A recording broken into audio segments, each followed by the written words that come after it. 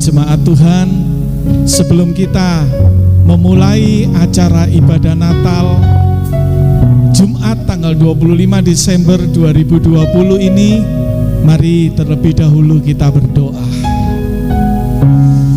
Terima kasih Tuhan, terima kasih Tuhan. Terima kasih Tuhan, terima kasih. Bapa di dalam kerajaan surga, kembali kami datang ke hadirat-Mu. Kami mengucap syukur untuk malam hari ini, sebab kami masih diizinkan untuk melakukan ibadah, memperingati hari lahir-Mu Tuhan. Sebelum semuanya itu kami lakukan, Engkau mau sucikan, kuduskan kami semua, baik kami para imam maupun para jemaat Tuhan di rumah mereka masing-masing, dimanapun kami berada. Saat kami akan masuk ibadah ini, sucikan, kuduskan kami dengan kuasa darah-Mu. Urapilah kami dengan kuasa Roh Kudus-Mu. Kami rindu malam hari ini Tuhan, hanya Engkau, hanya kuasa-Mu yang berhadirat di tengah-tengah kami, dimanapun kami berada. Dan kami tidak izinkan kuasa lain selain kuasa Tuhan Yesus Kristus sendiri yang berada bersama dengan kami di rumah kami masing-masing. Biar waktu beberapa menit ini kami beribadah Tuhan, biar kami merasakan kasih karunia-Mu Tuhan Kau turunkan, sehingga kami merasakan jamahan-Mu, kami merasakan lawatan-Mu dari awal sampai akhir ibadah. Terima kasih Tuhan, terima kasih. Kami akan memulai acara ibadah Natal malam hari ini di dalam nama Tuhan Yesus Kristus. Kami sudah berdoa dan mengucap syukur. Amin.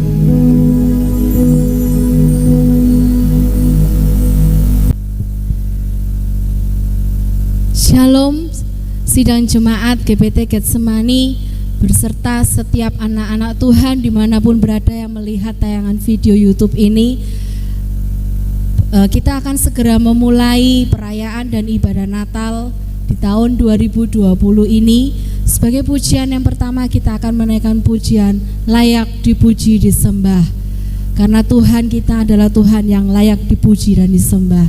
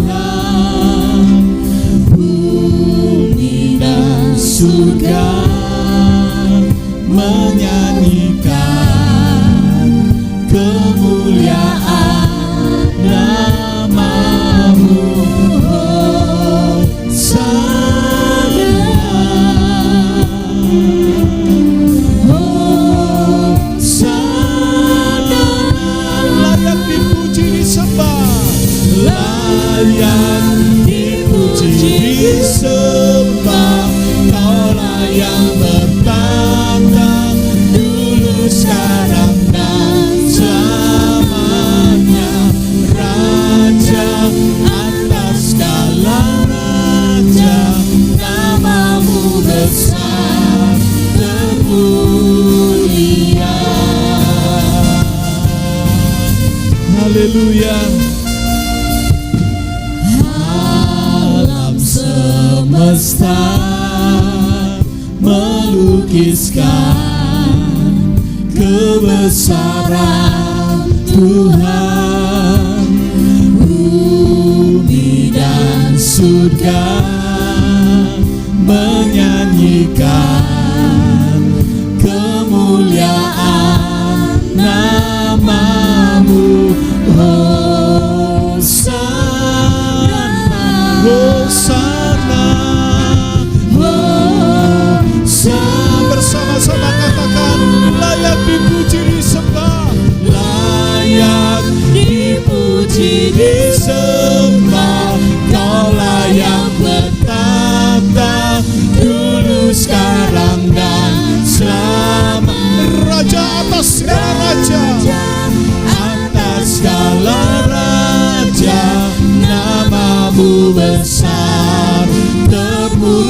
dipuji, disembah. Haleluya. Layak dipuji, disembah. Kaulah yang bertata dulu, sekarang, dan selamanya. Raja atas segala raja, namamu besar termulia. Namamu besar termulia. Namamu besar termulia.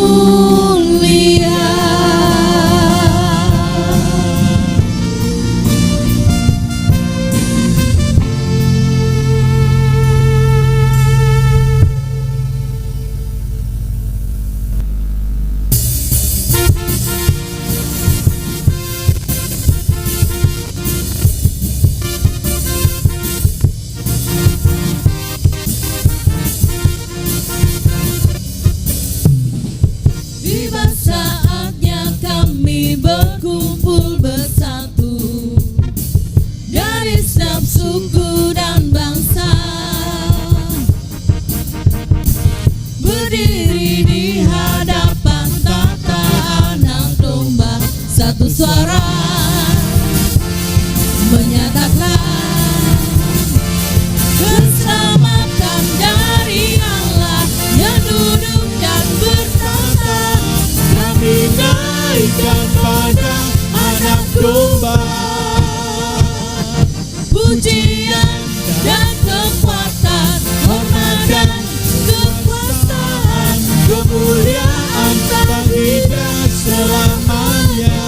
Tiba saatnya puji, tiba saatnya kami berkumpul bersatu dari setiap suku dan bangsa, berdiri di hadapan tata anak domba, berdiri di hadapan tata anak domba, satu suara menyatakan segala keselamatan, keselamatan dari Allah yang duduk dan bertata. Kami naikkan pada anak domba segala pujian dan kekuatan, pujian dan kekuatan, hormat dan kekuasaan, kemuliaan bagi Dia selamanya. Katakan keselamatan, keselamatan dari Allah yang duduk dan bertata. Kami naikkan pada anak domba, pujian dan kekuatan, hormat dan kekuasaan, kemuliaan bagi Dia selamanya. Kemuliaan bagi Dia selamanya. Katakan kemuliaan bagi Dia selamanya.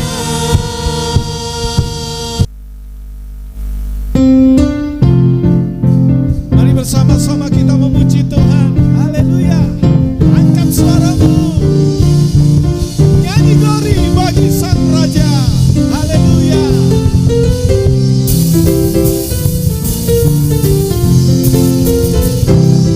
Nyanyi glory, glory, glory bagi Sang Raja. Oh, nyanyi glory, glory, glory bagi Sang Raja. Nyanyi glory, glory, glory bagi Sang Raja. Mari rayakan dan nyanyi, mari serukan, hey serukan, bahwa Yesuslah Raja. Oh, mari serukan, serukan, bahwa Yesuslah Raja. Mari serukan, serukan, bahwa Yesuslah Raja. Mari rayakan dan nyanyi. Kita akan merasa bahagia bila kita menyembah Dia. Kita akan merasa sukacita bila kita semua nyanyi glory.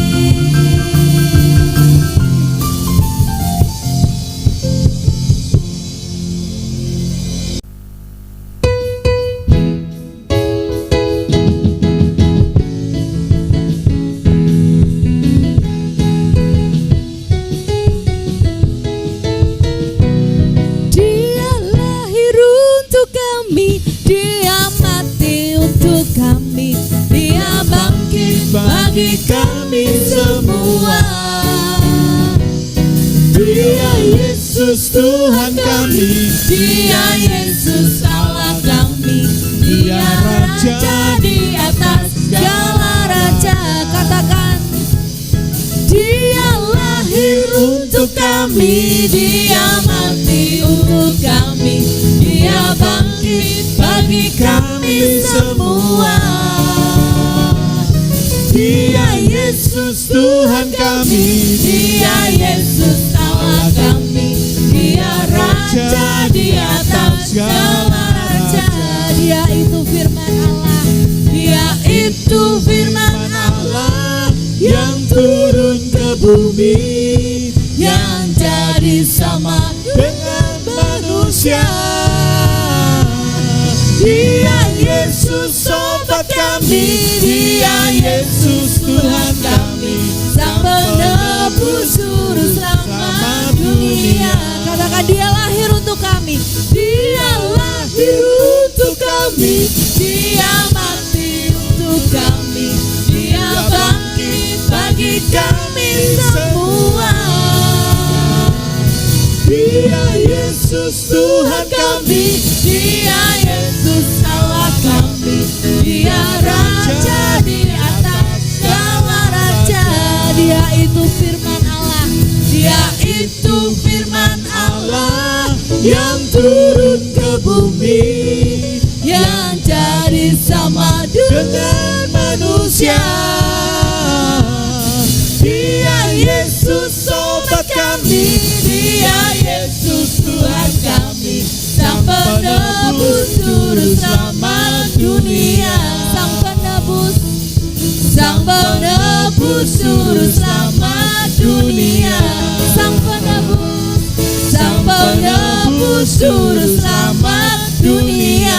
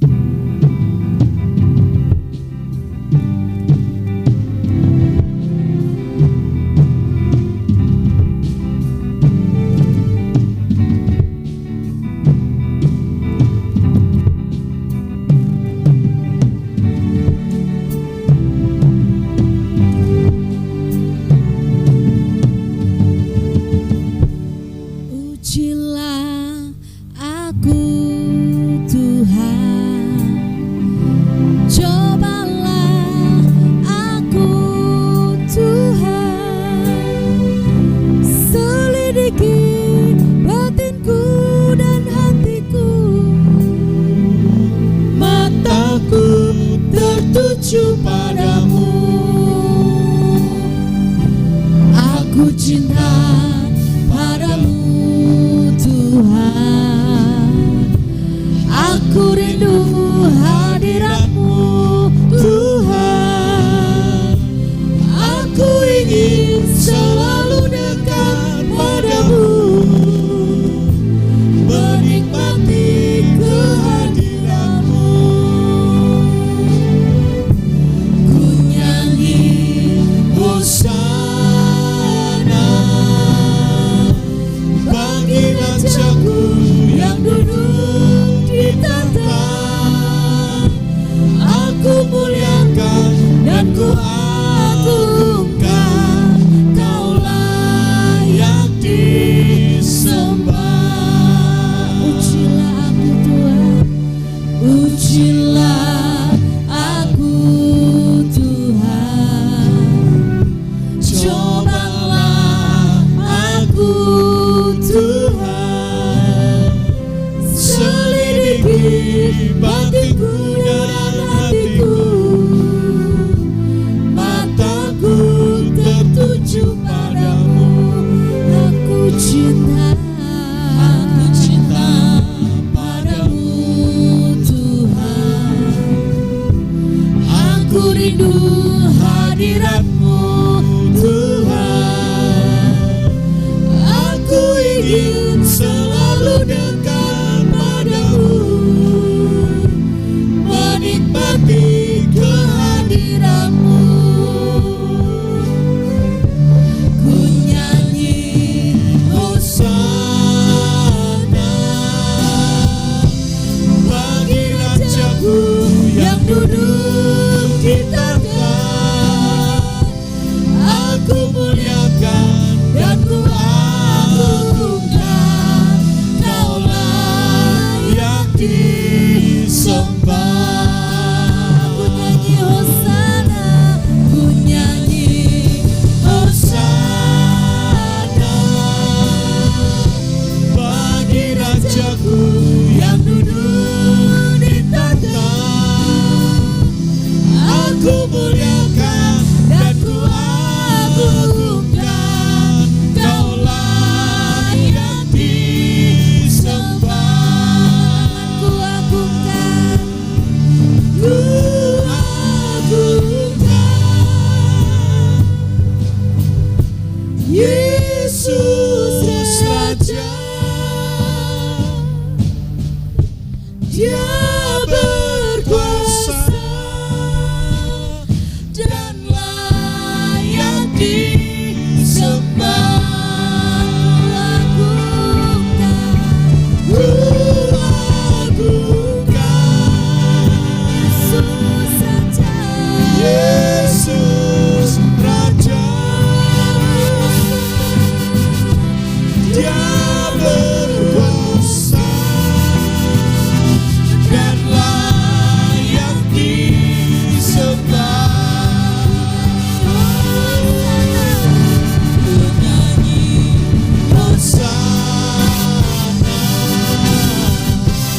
bagi rajaku yang duduk di tahta.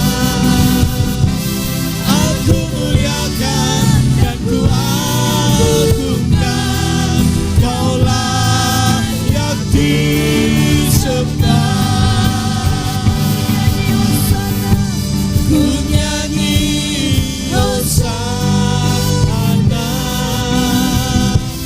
bagi rajaku yang duduk di tahta. Aku muliakan dan ku agungkan, Kau layak disembah. Kau layak disembah. Kau layak disembah.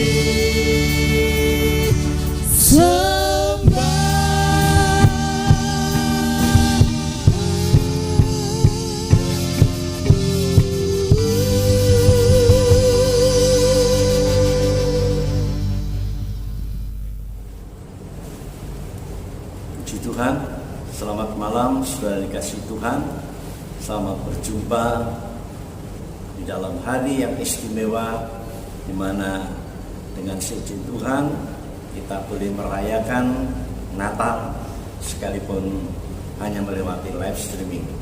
Tapi saya percaya berkat Tuhan juga disediakan untuk kita sekalian, puji Tuhan. Nah, pada malam hari ini saya ingin menyampaikan pesan Natal, ya, berita Natal yang akan saya sampaikan, yaitu tentang bintang timur yang menjadi petunjuk tempat di mana Yesus dilahirkan. Nanti tolong akan dibacakan dalam Injil Matius pasal yang kedua. Injil Matius pasal yang kedua ayat 1 sampai dengan 12. Mari kita ikuti pembacaan firman Tuhan. Silakan. Injil Matius pasal 2 ayat 1 sampai dengan 12. Orang-orang Majus dari timur. Sesudah Yesus dilahirkan di Betlehem di tanah Yudea pada zaman Raja Herodes, datanglah orang-orang Majus dari timur ke Yerusalem dan bertanya-tanya, di manakah dia, raja orang Yahudi yang baru dilahirkan itu? Kami telah melihat bintangnya di timur, dan kami datang untuk menyembah dia. 3. Ketika Raja Herodes mendengar hal itu, terkejutlah ia beserta seluruh Yerusalem. 4.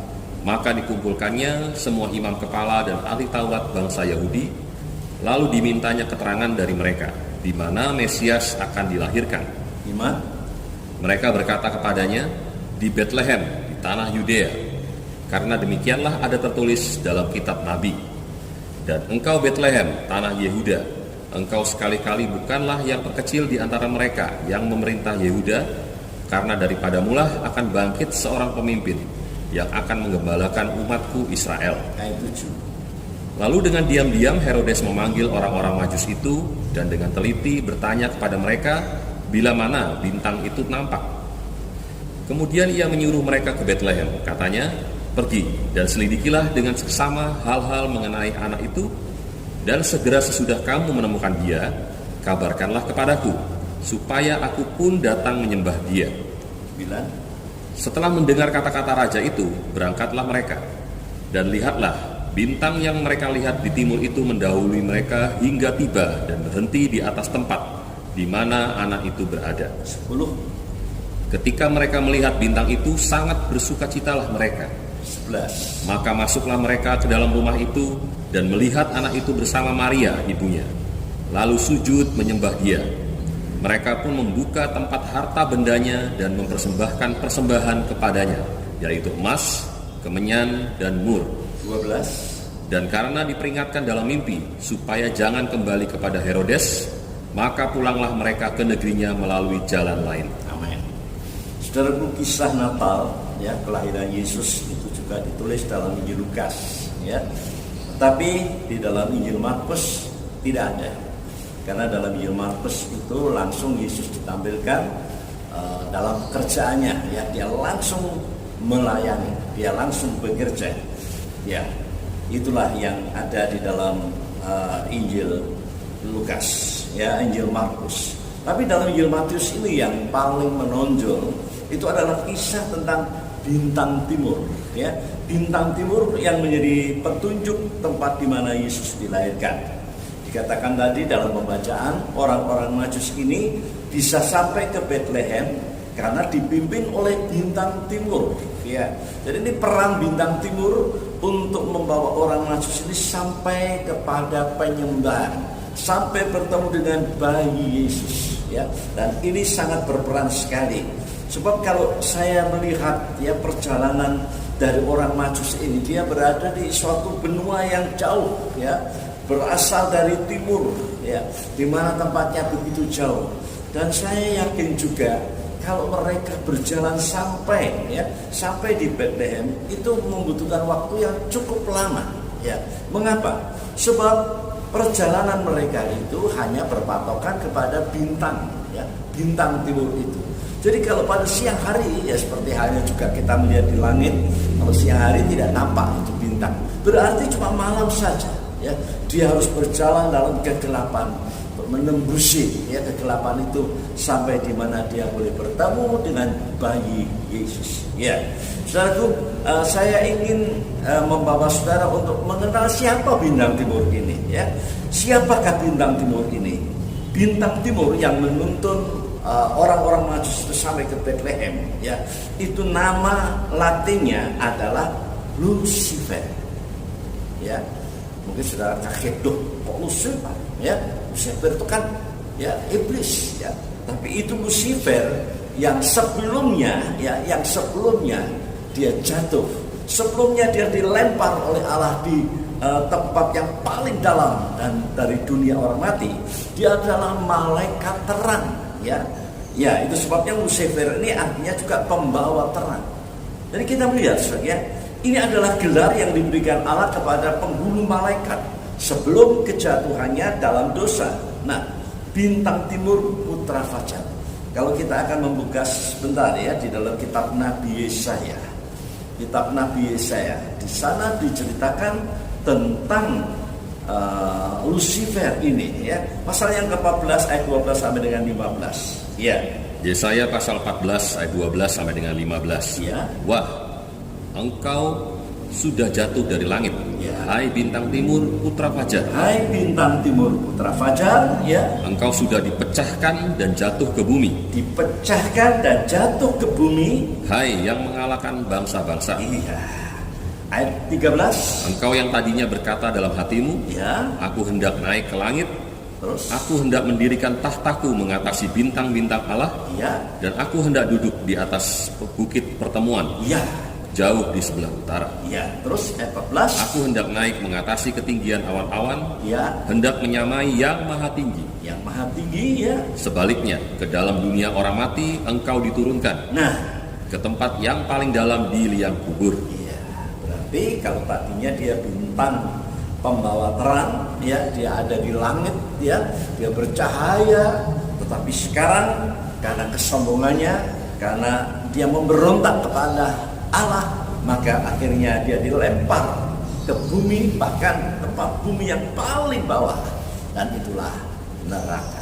Ya, di sana dia sudah tidak bisa lagi menunjukkan pribadi yang disebut ya bintang timur. Ya, itu gelar yang diberikan Allah semula, tetapi gelar itu, pembawa terang itu, bintang timur itu secara otomatis copot, ya, lepas. Sebab Lucifer ini telah dicampakkan Allah ke dunia orang mati. Ya, di sana tempatnya gelap sekali, ya, karena kesombongannya. Sebab dia ingin menyamai yang maha tinggi. Dalam ayat 14 tadi dikatakan, ya, aku hendak naik ke atas ketinggian awan-awan, hendak menyamai yang maha tinggi. Nah ini, karena kesombongannya, ya, karena keinginannya untuk duduk sejajar dengan Allah. Dia lupa siapa sebenarnya dia itu. Dia adalah ciptaannya Allah, ya. Kalau kita membaca dalam surat Ibrani, ya, bahwa malaikat itu diciptakan dari api, ya. Dan dia itu diciptakan oleh Allah, Allah yang menciptakan malaikat. Dia lupa, tetapi dia karena diberi kedudukan, ya, katakan itu kedudukannya istimewa, tempat yang tinggi, tetapi kemudian dia menjadi sombong, ya. Dari ayat-ayat yang kita baca tadi, dia ingin duduk setara dengan Allah. Ya, seperti ya. Sekarang kita akan melihat yang sungguh-sungguh berhak menggunakan gelar sebagai pembawa terang itu adalah pribadi Tuhan Yesus Kristus. Ya, dalam Wahyu 22 coba kita baca ayat 16. Wahyu 22 ayat 16. Wahyu 22 ayat yang ke-16. Ya. Aku, Yesus, telah mengutus malaikatku untuk memberi kesaksian, ya, tentang semuanya ini kepadamu bagi jemaat-jemaat. Ya. Aku adalah Tunas, Aku yaitu adalah Tunas, keturunan Daud, bintang timur yang gilang gemilang. Bintang timur yang gilang gemilang. Ya, itu adalah gelar yang diberikan Allah dalam pengakuannya bahwa Yesus itu adalah bintang timur yang gilang gemilang. Saudaraku, kalau tadi kita baca dalam Yesaya tadi, Lucifer, ya, itu sebelum dia jatuh, dia cuma bintang timur, tapi tidak ada kata gilang gemilang, tidak ada, ya, putra fajar memang, ya. Tetapi dia tidak yang disebutkan dalam Wahyu 22 ayat 16 ini.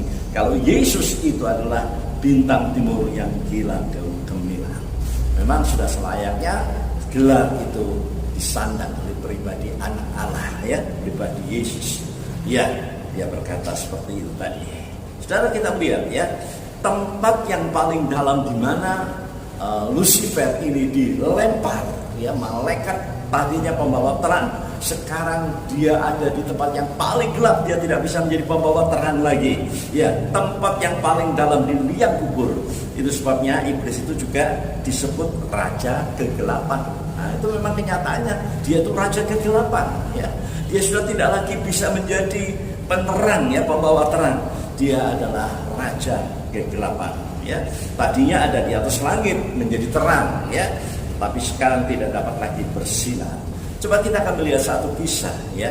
Kisah ini tentang dalam Matius 25, ya, Matius 25. Kita melihat ini tentang kisah perumpamaan tentang talenta, ya, di mana orang yang tidak mengembangkan talentanya itu pada akhirnya dibuang di tempat yang paling gelap. Nah, ini seperti tempatnya iblis, ya. Mari kita baca dalam Matius 25 ayat 30, ya. Matius pasal 25 ayat yang ke-30. Ya.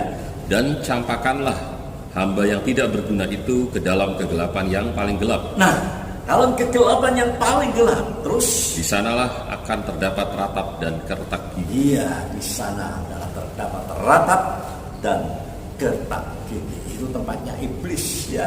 Tempatnya Lucifer dibuang oleh Allah. Dan itu juga ditempati oleh orang yang malas, yang tidak mau mengembangkan talentanya tadi, ya. Coba kita akan membaca di dalam Injil Lukas pasal yang pertama ayat 78 sampai dengan 79. Lukas 1 ayat 78 dan 79. Ya. Oleh rahmat dan belas kasihan dari Allah kita, Ya. dengan mana ia akan melawat kita, Ya. surya pagi dari tempat yang tinggi. Nah, ini surya pagi dari tempat yang tinggi, ya. Allah melawat kita dengan surya pagi dari tempat yang maha tinggi, ayat 79, Untuk menyinari mereka yang diam dalam kegelapan, ya. dan dalam menaungkan maut, Ya. untuk mengarahkan kaki kita kepada jalan damai sejahtera. Ya, jadi itu menunjuk kepada pribadi, ya. Ini adalah nyanyian Sakaria. Jadi sebenarnya ini ditujukan kepada Yohanes Pembaptis, ya. Dia memang pada waktu dia muncul itu bagikan suatu terang, ya, terang di mana bangsa Israel yang pada waktu itu ada di dalam kegelapan, baik itu kegelapan dosa, kegelapan dalam penderitaan dan dijajah oleh bangsa Roma, ya. Maka dalam kegelapan itu Tuhan kirim surya pagi, ya, surya pagi dari tempat yang tinggi. Nah, kita melihat sekarang, ya, perkataan gilang gemilang yang disebut sebagai pembawa terang, ya, itu adalah menunjuk kepada pribadi Yesus. Yesus adalah pembawa terang. Dalam pengakuannya di Injil Yohanes 8 ayat 12, ya. Ya. Yohanes 8 ayat 12 dia berkata, "Akulah terang dunia." Ya. Yohanes 8 ayat 12. Ya. Maka Yesus berkata pula kepada orang banyak katanya, Ya. Akulah terang dunia. Akulah terang dunia. Barang siapa mengikut aku, Ya. ia tidak akan berjalan dalam kegelapan, Tidak akan berjalan kegelapan, melainkan ia akan mempunyai terang hidup. haleluya. Jadi Tuhan itu menginginkan supaya kehidupan kita ini, ya, hidup kita ini itu seperti Dia menjadi terang, ya. Kalau Yesus mengatakan aku terang dunia, maka kamu juga adalah terang dunia dalam Matius, ya. Coba kita baca pasal 5 ayat 14 sampai dengan 16. Kalau Matius. kita menerima terangnya, ya, maka kita juga akan disebut sebagai terang dunia. Matius 5 ayat 14 sampai dengan 16. Kamu adalah terang dunia. Nah. Kota yang terletak di atas gunung tidak Ya. mungkin tersembunyi. Iya, Lagi pula orang tidak menyalakan pelita lalu meletakkannya di bawah gantang, ya, melainkan di atas kaki dian sehingga menerangi semua orang di dalam rumah itu. ya. Terus, Demikianlah hendaknya terangmu bercahaya di depan orang, Ya. supaya mereka melihat perbuatanmu yang baik dan memuliakan Bapamu di surga. amin, haleluya, ya. Jadi kita disebut terang dunia. Tuhan mengambil kita dari tempat yang gelap, ya, hidup kita yang lama itu hidup dalam kegelapan. Sekarang kita masuk di dalam terangnya, maka kita dijadikan seperti pelita, ya, yang ditaruh di atas kaki Dia, menerang di sekitar kita. Ya, memang itu tujuannya. Tuhan mengatakan bahwa kalau aku terang dunia, kamu juga adalah terang dunia. Saudara, kembali kepada bintang timur yang juga disebut bintang fajar. Ini mengingatkan kita pada firman nubuatan, ya, yang harus kita perhatikan. Kita harus perhatikan pelita yang bercahaya di tempat yang gelap, kata Rasul Petrus, ya. Bintang fajar itu bercahaya, sampai bintang fajar itu bercahaya.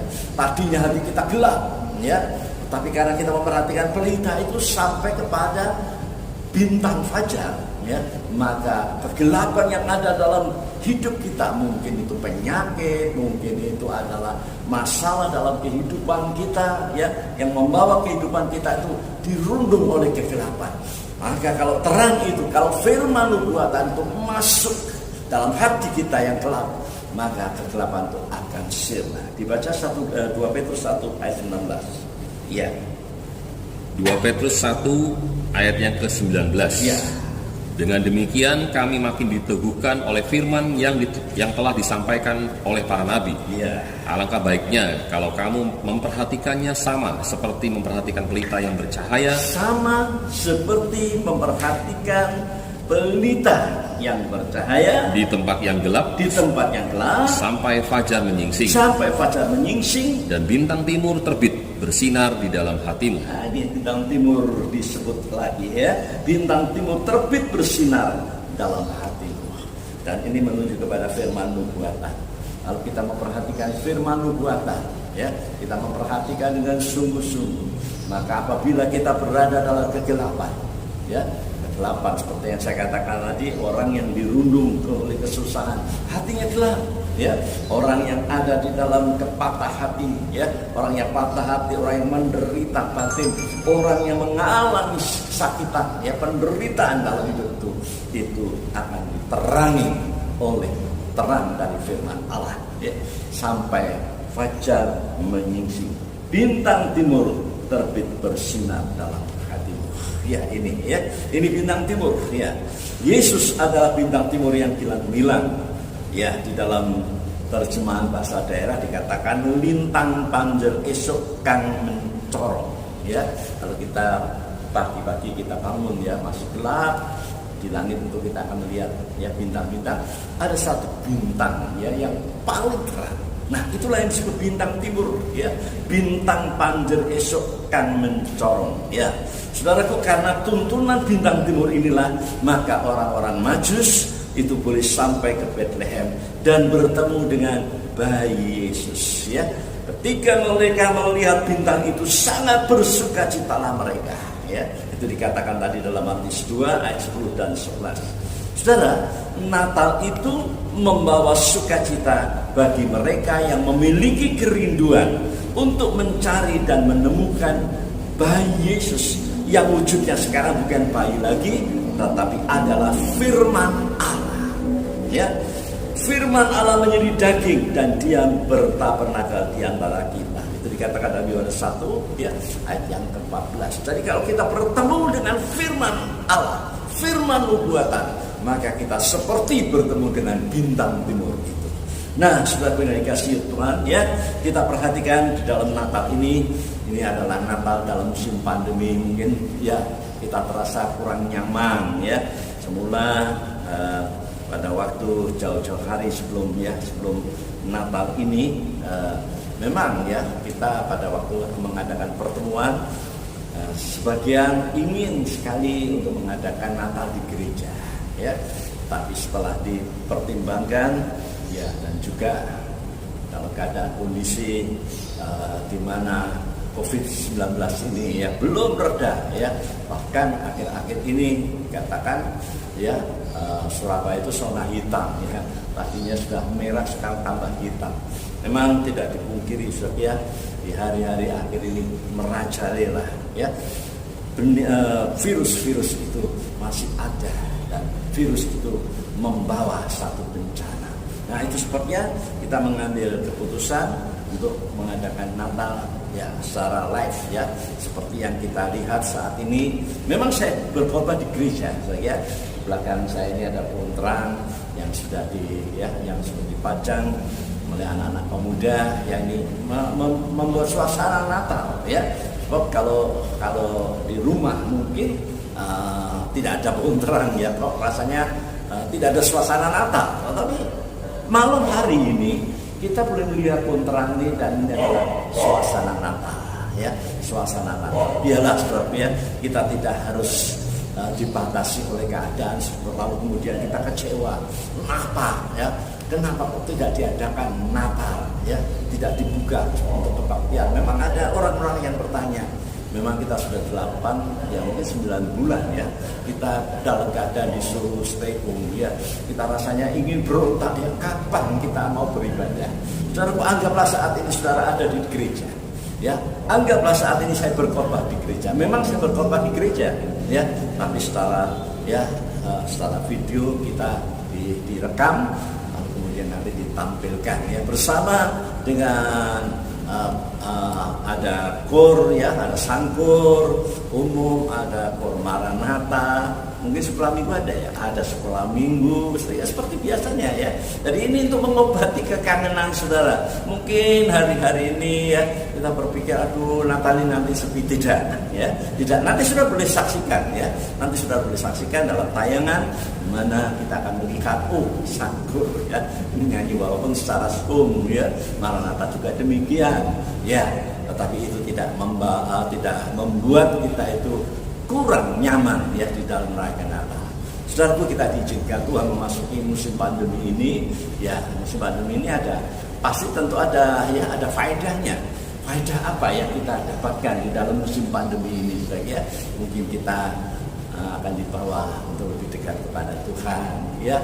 Kita walaupun dulu ya kalau ibadah memang tidak mengurangi dan tidak menambah ibadah ya, ibadah seperti jadwal yang saudara lihat di depan gereja itu ya, ada kebaktian doa hari Selasa, ada kebaktian PA hari Jumat, kebaktian doa pagi hari Sabtu pagi, dan kebaktian ibadah raya ya hari Minggu. Jadi kita masih melakukan itu ya. Bahkan kalau saya melihat ya malah perkembangannya itu orang yang mengikuti tadinya tidak mengikuti ibadah PA, mereka sekarang mengikutinya ya, dan itu membawa satu peningkatan rohani. Ya paling tidak rohani kita itu tetap terpelihara dan tumbuh ya, begitu kan. Nah, surat kembali kepada orang Majus ya. Siapakah orang-orang Majus ini sehingga dia datang dari jauh untuk menyembah Yesus? Orang Majus ini datang dari timur ya. Timur itu adalah arah dari terbitnya matahari, sedangkan matahari itu adalah gambar dari Allah Bapa. Dan ini berarti orang-orang Majus itu berasal dari Allah ya, dari Allah. Saudaraku, memang ini sesuatu yang masih misterius, siapa 3 orang Majus ini ya. Kalau dilihat dari persembahannya memang ada 3 yang emas, kemenyan dan mur. 3 orang Majus ini siapa ya? Saudaraku, tentunya ini karena adalah orang-orang yang berasal dari Allah. Tentunya adalah sesuatu ya, mungkin itu adalah nabi ya, mungkin itu adalah orang-orang ya, seperti kalau kita lihat di dalam Alkitab itu ada nabi yang diangkat hidup-hidup oleh Allah ya. Ya, telah Elia, ada Musa ya, si Tuhan, dan juga ada Henok yang lebih dahulu diangkat oleh Allah. Ya, bisa jadi ya seperti itu saja. Orang-orang itu berasal dari Allah. Nah, untuk menyambut kelahiran anak Allah ke dunia ini, Allah mengirimkan saksi-saksi. Nah, di antaranya itu adalah orang-orang Majus. Juga ada para gembala, ya. Juga ada ayah dan ibunya dari bayi itu, ya, dari bayi Yesus itulah Yusuf dan Maria. Ya, suatu kelahiran itu juga perlu kesekian saja. Seperti halnya kalau kita, ya, kalau kita melihat orang ya melahirkan anak, lalu kemudian ya, kalau prosesnya di rumah sakit diberikan surat keterangan buat lahir, kemudian diteruskan ke catatan sipil ya untuk diurus surat-suratnya ya, itu ada kesaksian ya, ada kesaksian. Yesus juga demikian, mereka datang untuk menyembah Yesus ya, orang-orang Majus ini, dan mempersembahkan persembahannya. Kita lihat ya, emas, kemenyan dan mur ya. Siapakah orang-orang Majus ini? Ada yang mengatakan mereka adalah segolongan orang yang bijaksana. Ada lain yang mengatakan ahli-ahli nujum, yang mengartikan mimpi-mimpi yang datang dari ilah-ilah, bukan Allah ya, kecil ya, yang itu dari sana. Ada yang mengatakan bahwa mereka ini adalah segolongan raja-raja, dan ini dikuatkan dengan ayat yang terdapat dalam Yesaya 60. Coba ada dibaca. Yesaya 60 ayat yang ketiga. Ya. Yesaya 60 ayat yang ketiga. Ya. Bangsa-bangsa berduyun-duyun datang kepada terangmu, Ya. dan raja-raja kepada cahaya yang terbit bagimu. Nah ini saja. Ini ayat ini menubuatkan tentang kelahiran Yesus yang didatangi oleh orang Majus. Jadi mereka itu adalah raja-raja, ya, datang kepada cahaya yang terbit bagimu itu, ya. Bangsa-bangsa berduyun-duyun datang kepada terangmu. Jadi ini, ya, ada yang mengatakan kalau ini adalah raja, ya, raja-raja. Dan ayat penguatnya itu adalah Yesaya 60 ayat 3 ini. Ya, dan itu bukan orang sembarangan, ya. Bukan orang sembarangan, tapi adalah orang-orang, ya, yang dikatakan adalah raja-raja. Dari persembahannya saja kita bisa melihat bahwa ini adalah orang yang mampu, ya, orang kaya. Kalau tidak kaya, ya, tidak mungkin persembahannya seperti itu, emas, kemenyan dan mur, itu, ya, itu yang dia bawa. Ya, seperti ya, mereka berasal dari timur. Ada yang menafsirkan mereka berasal dari Arabia, Babil, ya. Ini cuma tafsiran saja. Tapi bagi kita memiliki keyakinan iman bahwa mereka ini berasal dari Allah, ya. Seperti bintang timur letak di mana, ya, matahari terbit, dan matahari itu adalah gambaran dari Allah Bapa. Ya, jadi itu berasal dari Allah. Ya, berita kelahiran Tuhan Yesus ini, haleluya, sempat mengejutkan Raja Herodes beserta seluruh Yerusalem. Matius 2 ayat yang ketiga tadi, ya. Mengapa Herodes terkejut ketika mendengar berita dari orang-orang Majus ini? Sebab yang ditanyakan oleh orang-orang Majus ini adalah kelahiran seorang raja Yahudi. Ya, dalam pikiran Herodes, ya, spontan dia akan berpikir bahwa ada raja yang akan menyaingi dia. Ya, itu sebabnya kemudian dia cari jalan bagaimana untuk membunuh Yesus. Ya, itu sebabnya dia menggunakan orang Majus dipesan, selidikilah dengan seksama di mana bayi itu akan dilahirkan. Nanti aku juga akan menyembah dia. Ini penyembahan palsu saja. Penyembahan palsu. Bukan menyembah tapi ingin membunuh, ya. Tapi kalau orang Majus, penyembahannya adalah penyembahan yang benar, penyembahan yang sungguh-sungguh. Nah, di hari Natal ini kita juga boleh melihat, ya, adanya orang-orang yang merindukan Natal. Dan orang merindukan Natal itu bukan karena merindukan Natal, oh nanti kita bisa berhari Natal, kita bisa, ya, ya seperti biasa, ya, kalau perayaan Natal mungkin kalau di Surabaya kurang begitu ini, ya, kurang begitu menyolok. Tapi di daerah-daerah di mana tempat kediaman daripada orang-orang Kristen, ya, contohnya seperti di Sulawesi Utara, kalau Natal, ya, luar biasa mereka menyambut Natal itu. Juga di daerah-daerah, ya, mereka ada yang pesta, ya, mungkin dengan memotong babi, ya, menyembelih babi untuk pesta, ya. Seperti itu juga terjadi di daerah Kalimantan sana. Tetapi kita, maksudnya kita yang ada di Surabaya ini, kita mendambakan Natal, ya. Tapi mari kita menyambut Natal itu bukan seperti Herodes yang pura-pura menyembah, tetapi penyembahnya palsu, bukan. Tapi seperti 3 orang Majus ini, ya. Saudaraku, kalau kita melihat bagaimana iblis itu menguasai dunia ini, ya, sebab memang iblis oleh Allah diizinkan, ya, untuk mengacaukan manusia, ya. Sebab dikatakan dalam 1 Yohanes 5 ayat 19, ya, iblis itu berada menguasai seluruh dunia ini, ya, roh jahat itu. Ini berarti tidak ada tempat yang bebas dari jajahan iblis. Berarti semua orang yang dibawa pengaruhnya, ya, kecuali orang yang lahir dari Allah. Orang yang lahir dari Allah tidak dapat dipengaruhi oleh iblis. 1 Yohanes pasal yang kelima ayat 18 dan 19. Ya. Kita tahu bahwa setiap orang yang lahir dari Allah, ya, tidak berbuat dosa. Tidak berbuat dosa. Tetapi dia yang lahir dari Allah, melindunginya. Ya, melindunginya. Terus, dan si jahat tidak dapat menjamahnya. Jahat tidak dapat menjamahnya. Ayat 19. Kita tahu bahwa kita berasal dari Allah. Ya. Dan seluruh dunia berada di bawah kuasa si jahat. Seluruh dunia berada di kuasa si jahat, ya. Seluruh dunia.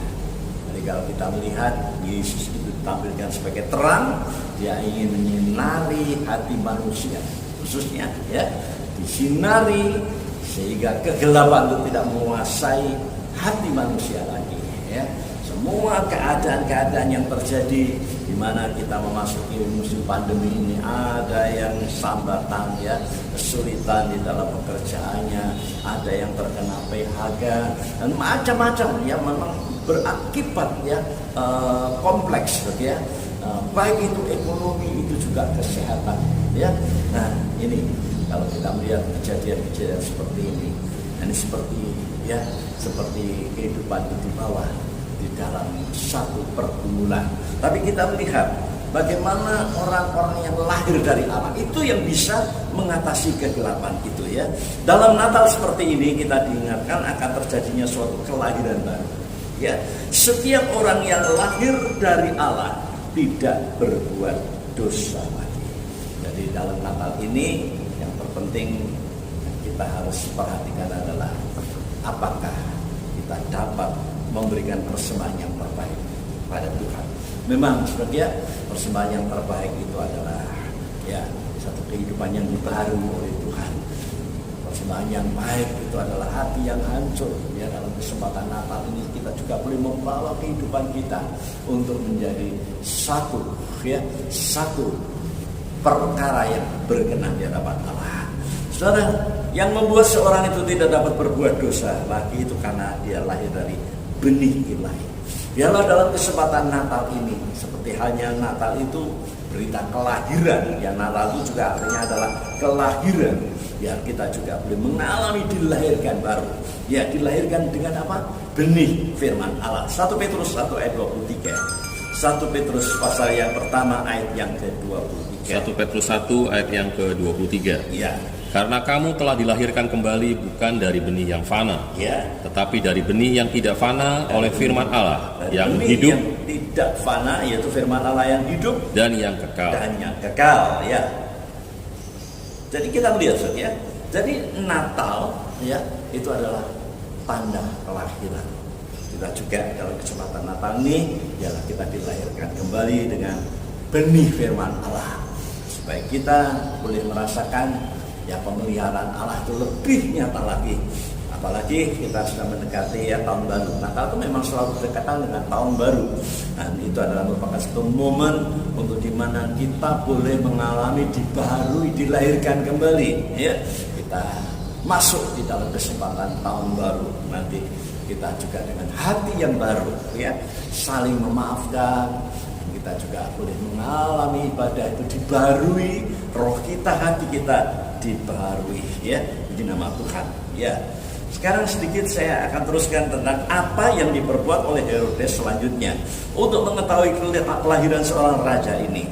Dalam ayat yang keempat dikatakan dikumpulkannya semua imam, kepala dan ahli Taurat bangsa Yahudi. Ya, dengan tujuan apa ini? Ya, dengan tujuan mereka itu diminta untuk menunjukkan di mana bayi Yesus yang baru lahir itu. Saudara, ini merupakan suatu usaha yang serius, sebab semua imam kepala dilibatkan. Dengan bantuan para imam-imam kepala dan ahli Taurat, tempat itu akhirnya ditemukan. Ya, tempat itu ditemukan. Petunjuk dari mereka ini sepintas lalu membantu orang-orang Majus menemukan bayi Yesus.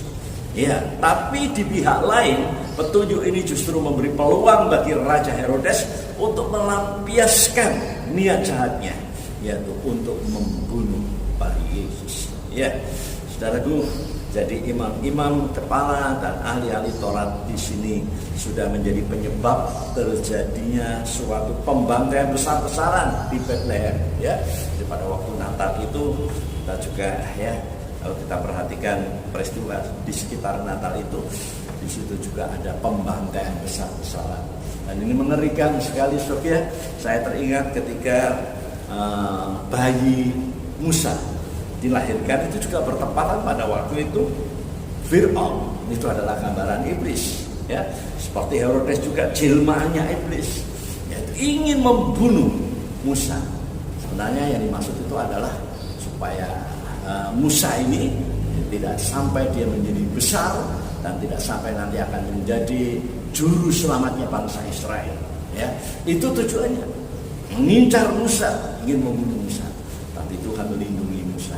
Ya, lewati dia dilarungkan di Sungai Nil, akhirnya dia sampai di tangannya putri Firaun dan dia dipelihara, dibesarkan oleh putri Firaun. Rencana Allah tidak bisa digagalkan oleh iblis, oleh Firaun. Ya, demikian juga pada waktu bayi Yesus dilahirkan, iblis kembali ya ingin mengincar bayi Yesus dalam bentuk Raja Herodes ini. Ya, ingin membunuh Yesus, tapi Yesus dilindungi. Ya, Yusuf sama Maria disuruh mengusir ke Mesir. Ya, mengungsi ke Mesir. Saudara, itu sebabnya di situ dikatakan ya dari Mesir ku panggil anakku. Ya, kalau kita melihat riwayat perjalanan Yesus itu ya, ketika dia lahir di Bethlehem, lalu kemudian karena diburu oleh Herodes, maka dia dibawa ke Mesir. Mesir itu gambarnya dunia. Ya, saudara, Tuhan ingin berita Natal ini bukan hanya untuk kita orang Kristen, tapi juga untuk orang-orang yang belum percaya, supaya mereka juga boleh menerima Yesus sebagai Tuhan dan Juru Selamatnya. Ya, puji nama Tuhan. Nah, mereka memberi petunjuk berdasarkan firman Allah ayat 5 dan 6 ya dalam Matius 2. Ya, jadi sesuai dengan firman Allah, maka imam-imam itu mengatakan bahwa di Bethlehem ya, di sanalah bayi Yesus itu dilahirkan. Petunjuk firman Allah itu akan membawa kepada suatu penyembahan yang benar. Yaitu 3 orang Majus. Dia membawa persembahan ya kepada Allah. Dia bukan cuma menyembah, tapi juga memberi persembahan. Ya, itu petunjuk dari firman Allah. Ya, kabarkanlah kepadaku supaya aku pun datang menyembah dia. Itu kata Herodes. Dan itu adalah kehendak niat jahat yang ditutupi dengan penyembahan palsu. Semoga di antara ya jemaat Tuhan tidak ada yang ya ada selubung yang tidak baik. Biar dalam kesempatan Natal ini kita akan memberikan yang terbaik, dan penyembahan palsu seperti yang dilakukan oleh Herodes ini. Jadi di sini ada 2 macam penyembahan. Penyembahan yang benar dan penyembahan yang palsu. Penyembahan dan persembahan yang dipersembahkan oleh orang Majus ini adalah kemenyan, emas dan mur ya. Seperti kita tahu, emas itu ya itu adalah logam yang murni. Ini bicara mengenai kemurnian, tidak ada kepalsuan ya. Kalau itu suatu penyembahan, maka penyembahannya itu benar ya. Tidak seperti yang diperbuat oleh Herodes. Mulutnya mengatakan mau menyembah Tuhan, tapi dalam hatinya ada rencana yang jahat ya, rencana yang jahat. Coba dibaca sedikit Matius 15 ayat 8 dan 9 ya. Matius pasal 15 ayat 8 dan 9. Bangsa ini memuliakan aku dengan bibirnya, Ya, padahal hatinya jauh daripadaku. hatinya jauh daripadaku. Ya, Percuma mereka beribadah kepadaku, ya, percuma mereka beribadah kepadaku. sedangkan ajaran yang mereka ajarkan ialah perintah manusia. Ya, jadi kita lihat di sini ya, ada orang memuji Tuhan, tapi hatinya jauh. Semoga ini menjadi koreksi buat kita. Kita memuji Tuhan ya. Kita mungkin rindu sekali menyanyikan nyanyian malam kudus, sunyi senyap. Apakah pada saat kita menyanyikan malam kudus itu hati kita tersentuh? Iya, setiap setahun sekali dinyanyikan. Dan ini biarlah juga membuat satu kesan ya dan pesan dari firman Allah, supaya kita dapat memberikan persembahan yang murni di hadapan Allah, seperti mulus ya, seperti emas itu yang dipersembahkan oleh orang Majus ini. Kemudian ada kemenyan. Pada waktu akan dibakar ya, maka kemenyan ini ditumbuk dahulu sampai halus ya, bukan unggul gitu ya kemudian dibakar, tidak, tapi ditumbuk sampai halus. Saudara, kalau kita mau mempersembahkan yang terbaik bagi Tuhan, maka kita harus rela hati kita diremukkan ya, diremukkan, bukan hati yang keras, tapi hati yang sudah diremukkan. Dan itu Mazmur katakan, coba dibaca Mazmur 51 ayat 19, itu adalah korban sembelihan ya, itu yang terbaik, itu adalah jiwa yang hancur ya. Mazmur 51 ayat 19. Mazmur 51 ayat yang ke-19. Ayat 19. Ya. Korban sembelihan kepada Allah Ya. ialah jiwa yang hancur, Jiwa yang hancur, hati yang patah, ya, dan remuk. remuk, ya. Diremukkan itu kemenyan. Ya. Sekarang yang ketiga mur. Mur ini diambil dari getahnya. Ya, untuk mendapatkan getah itu tanaman mur ini harus rela disayat kulitnya. Ya, waktu getah itu keluar, ini bagaikan darahnya Yesus yang keluar, yang tercurah. Ya, haleluya. Tubuh Yesus seperti disayat-sayat ketika dia kena cambuk dari tentara Romawi. Di sana berdarah-darah. So, sekali cambuk itu 40 kurang 1 bekas luka. Bayangkan saudara, kalau berkali-kali dipukulkan, hancur sudah tubuh Yesus. Ya, tidak ada tempat lagi yang dikatakan tidak terkena sasaran cambuk itu. Semua kena. Ya, itulah korbannya Kristus. Dia seperti mur yang disayat itu. Yesus menyediakan darahnya supaya kita boleh menghampiri Allah, karena kita sudah disucikan oleh darah Yesus. Ibrani 10 ayat 19 sampai dengan 22, dan ini ayat yang terakhir ya. Darah itu ya, itu membuat hati kita menjadi bersih. Haleluya. Ibrani 10 ayat 19 sampai 22. Ya. Jadi saudara-saudara, oleh darah Yesus kita sekarang penuh keberanian, ya, dapat masuk ke dalam tempat Maha dapat Kudus. masuk ke tempat kudus, Maha Kudus maksudnya ya. Karena Ia telah membuka jalan yang baru, Ya. dan yang hidup bagi kita melalui tabir, Tuhan, yaitu dirinya sendiri. dirinya sendiri. Ya. Dan kita mempunyai seorang imam besar sebagai kepala rumah Allah. Puji Tuhan. Ya. 22. Karena itu marilah kita menghadap Allah dengan hati yang tulus ikhlas dan keyakinan iman yang teguh. Haleluya. Oleh karena hati kita telah dibersihkan dari hati nurani yang jahat, dan tubuh kita telah dibasuh dengan air yang murni. Puji Tuhan. Ya, jadi ini ya, sayatan yang mengena tanaman mur itu ya, getahnya yang diambil itu menggambarkan luka-luka Yesus.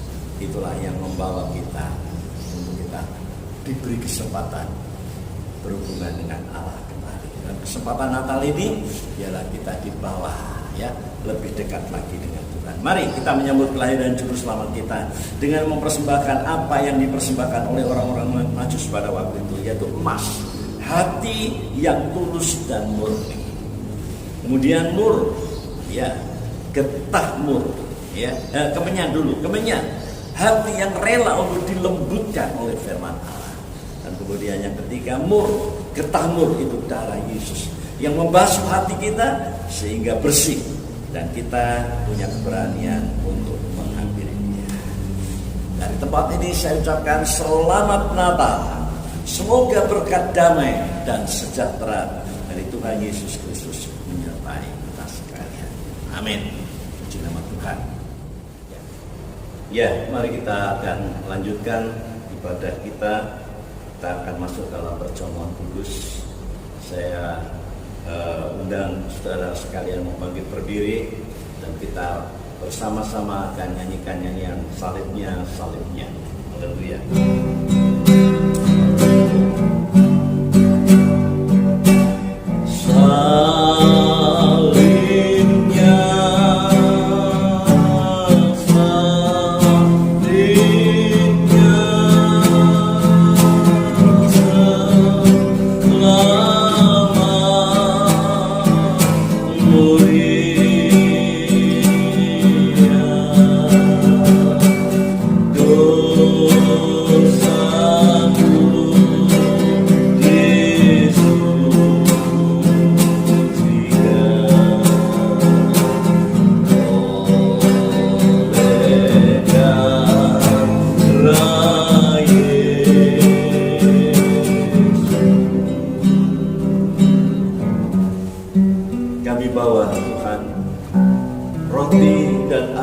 Tersedia, Engkau berkati sebagai tubuh dan darah, supaya kami di dalamnya boleh mendapatkan berkat dari perjamuan kudus ini. Terima kasih Tuhan, layakkan dan kuduskan kami semua. Terima kasih. sambut perjamuan suci dalam nama Tuhan Yesus Kristus. Amin. Kita angkat tubuh Tuhan di tangan kanan dan kita taruh jamuan di dada. Firman-Nya yang terdapat dalam 1 Korintus 11 ayat 23 sampai dengan 26 mengatakan demikian. Sebab apa yang telah kuteruskan kepadamu telah aku terima dari Tuhan, yaitu bahwa Tuhan Yesus pada malam waktu Ia diserahkan mengambil roti, dan sesudah itu Dia mengucap syukur atasnya. Ia memecah-mecahkannya dan berkata, inilah tubuhku yang diserahkan bagi kamu. Perbuatlah ini menjadi peringatan akan aku.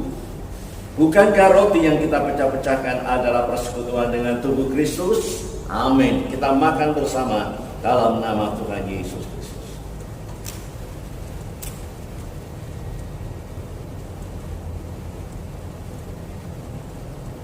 Terima kasih Tuhan.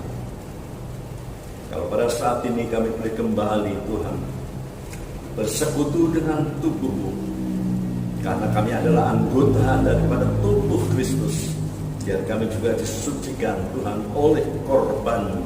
Terima kasih. Mari kita angkat cawan yang berisi darah Tuhan. Selanjutnya ayat 25 mengatakan, demikian juga Ia mengambil cawan sesudah makan lalu berkata, cawan ini adalah perjanjian baru yang dimeteraikan oleh darahku. Perbuatlah ini setiap kali kamu meminumnya menjadi peringatan akan aku. Bukankah cawan ucapan syukur yang atasnya kita ucapkan syukur adalah persekutuan dengan darah Kristus? Amin. Kita minum dengan percaya dalam nama Tuhan Yesus Kristus. Haleluya. Mari kita angkat kedua tangan kita ke atas dan kita menyembah Tuhan. Sebab setiap kali kamu makan roti ini dan minum cawan ini, kamu memberitakan kematian Tuhan sampai Ia datang. Haleluya. Haleluya. Oh, haleluya. Terima kasih Tuhan. Haleluya. Kami akan menjadi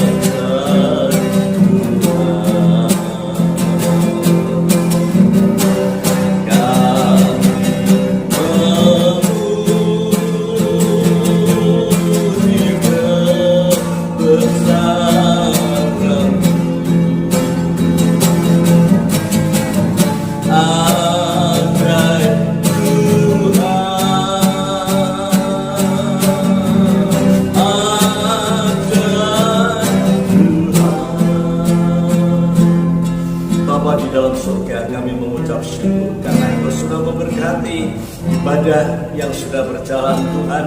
Oh, mulai dari permulaan sampai pada pertengahan, bahkan sampai pemberitaan firman Tuhan. Engkau berkati kami semua. Sebelum kami melanjutkan Tuhan dengan acara-acara selanjutnya, Engkau curahkan berkat-Mu atas kami sekalian. Dan sekarang saudara dikasih Tuhan, terimalah berkat anugerah yang datangnya dari Allah Bapa, kasih sayangnya daripada Allah Sang Putra, dan persekutuan Roh-Nya yang kudus, yaitu dalam nama Tuhan Yesus Kristus, turunkan atas sekalian. Terima kasih Tuhan. Semua yang percaya bersama-sama katakan amin.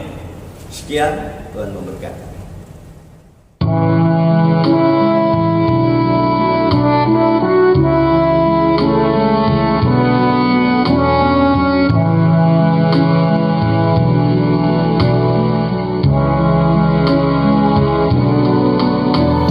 Oh, holy night, the star brightly shining.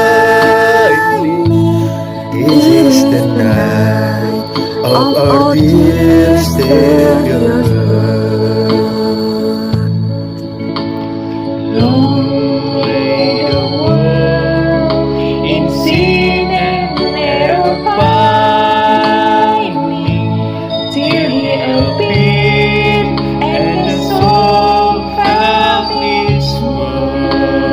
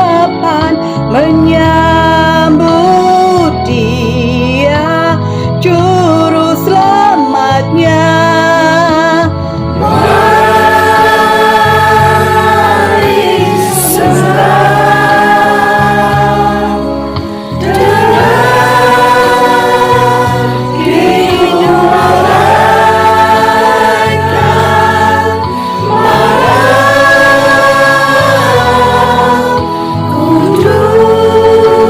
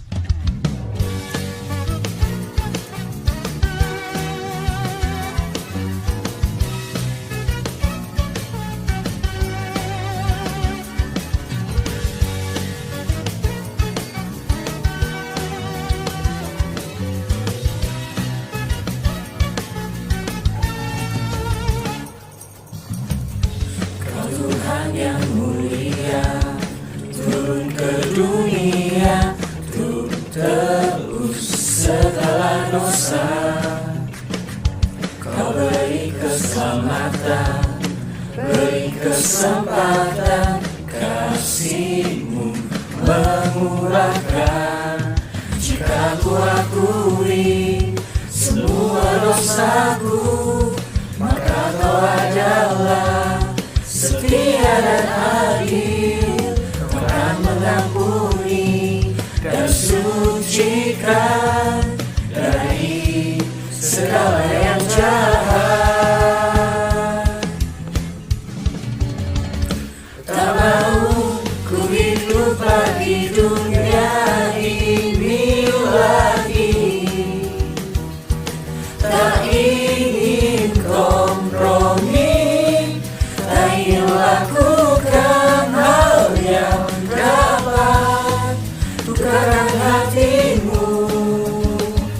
Tak mau ku hidup di luar tutur kata firman-Mu yang telah bebaskanku. Yesus, kebenaran-Mu adalah pilihanku.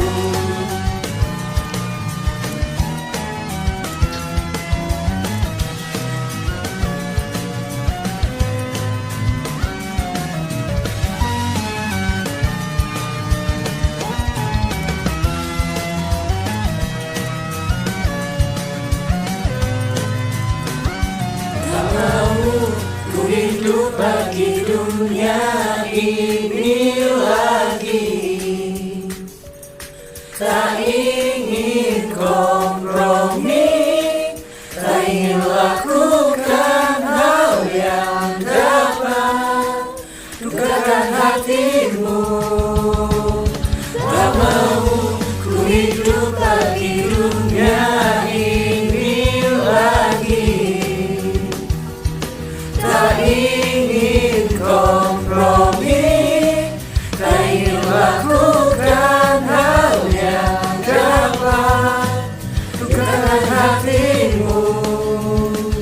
Tak mau ku hidup di luar tutur kata firman-Mu yang telah bebaskanku. Yesus, kebenaran-Mu adalah pilihanku.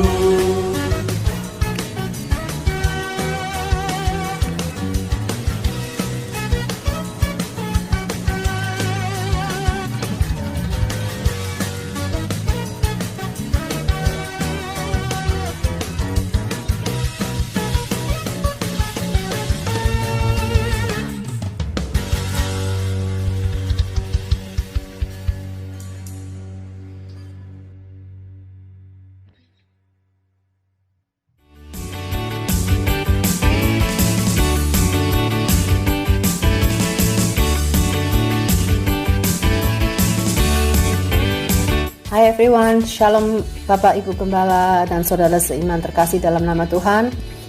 Lewat video ini Evan mau mengucap terima kasih untuk kesempatan yang Tuhan berikan buat Evan untuk mengikuti ibadah online. Di masa-masa pandemi ini, especially Evan yang tinggal di Aussie, ada kesulitan untuk ke gereja karena sebagian gereja di sini ditutup. Tapi Tuhan masih memberikan kemurahannya untuk meskipun gereja ditutup masih ada ibadah online yang diselenggarakan. Ada kerinduan Evan untuk mengikuti kebaktian ibadah dari gereja Kenjeran, tapi karena berjauhan ada kesulitan. Tapi lewat pandemi ini, satu hal positif yang bisa Evan ambil, Evan bisa mengikuti kembali ibadah yang Evan rindukan. Terima kasih, semoga Tuhan memberikan kesehatan, kekuatan, pembukaan rahasia firman lebih kepada Bapak Gembala, memberikan kekuatan kesehatan buat Bapak Gembala sekeluarga dan semua jemaat yang ada di Surabaya. Akhir kata, Evan sekeluarga mau mengucapkan Merry Christmas and Happy New Year. Semoga di tahun yang baru Tuhan memberikan kekuatan, kesehatan, berkat melimpah, Meskipun di masa-masa sulit, kita tidak tahu apa yang terjadi di masa depan, di tahun depan, tapi kita percaya melangkah bersama Tuhan, semuanya pasti berhasil. Stay safe, stay positive, thinking positive, and result negatif.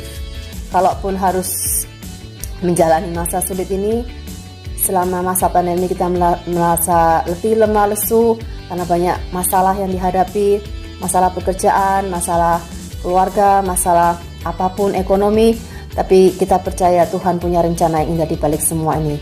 Tuhan tidak pernah meninggalkan anak-anaknya. Hi everyone, that's from the Little Thumbs family. Wanna wish you Merry Christmas and Happy New Year. Merry Christmas. Merry Christmas. Keep well. God Stay bless. safe Stay and safe. Jesus bless you all. Have a great year ahead. Bye. Thank you.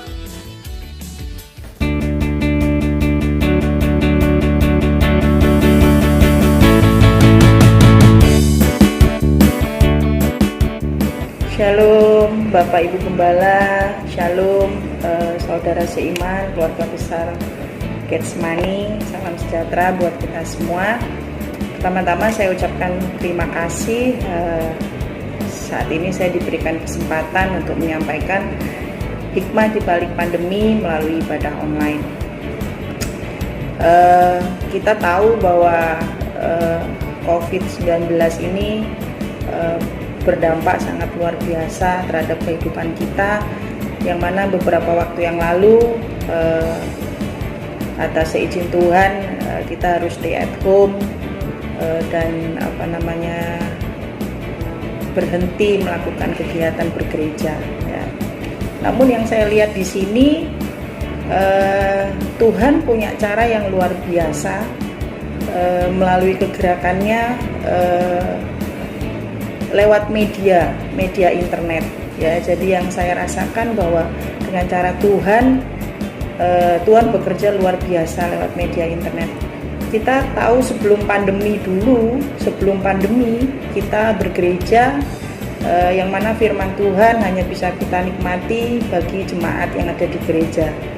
Namun saat ini melalui media internet ya, yang saya rasakan firman Tuhan dapat diberitakan bahkan bisa menjangkau sampai pelosok-pelosok.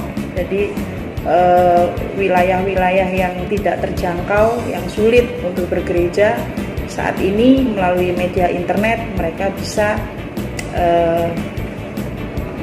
mendapatkan firman Tuhan melalui media internet.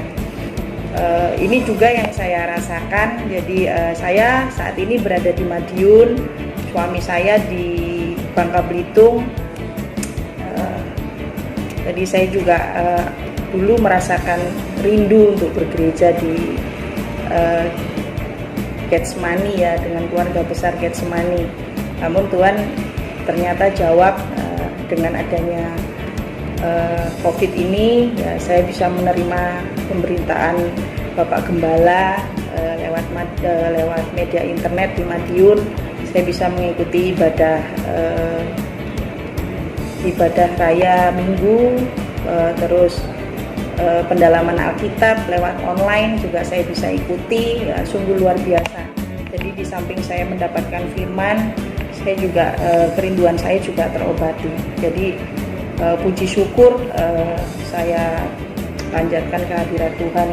Jadi dalam masa kayak gini ternyata Tuhan punya cara sendiri untuk membuat saya semakin bertumbuh, semakin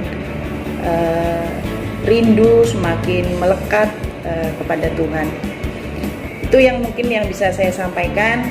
Semangat terus untuk Bapak Gembala, untuk tim media dalam mempersiapkan pemberitaan firman melalui ibadah online.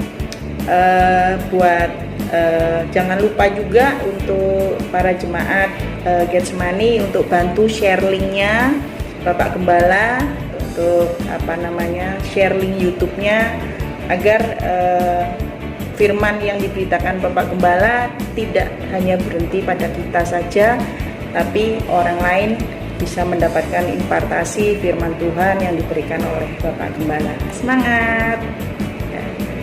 Akhir kata, saya dan keluarga besar, keluarga Yusuf and Fam mengucapkan selamat Natal, selamat tahun baru, kiranya sukacita dan damai Natal menyertai kita semua.